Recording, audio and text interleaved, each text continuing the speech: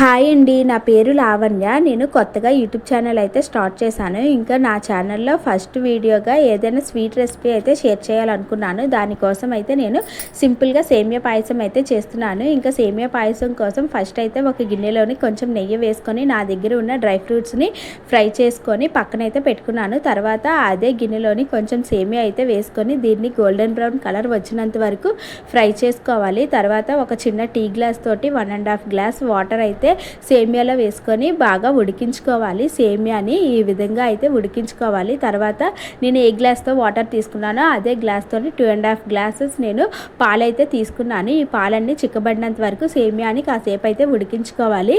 ఇందులోని తగినంత షుగర్ కూడా యాడ్ చేసుకోవాలి. లాస్ట్లోనైతే ఒక 2 ఇలాచీలు ఫ్రై చేసి పక్కన పెట్టుకున్న డ్రై ఫ్రూట్స్ కూడా వేసుకోవడమే. ఇంకా టేస్టీగా సేమియా అయితే రెడీ అయిపోయింది. ఇంకా నాకు వీడియో నచ్చితే లైక్ చేయండి, ఛానల్ని సబ్స్క్రైబ్ చేసుకోండి.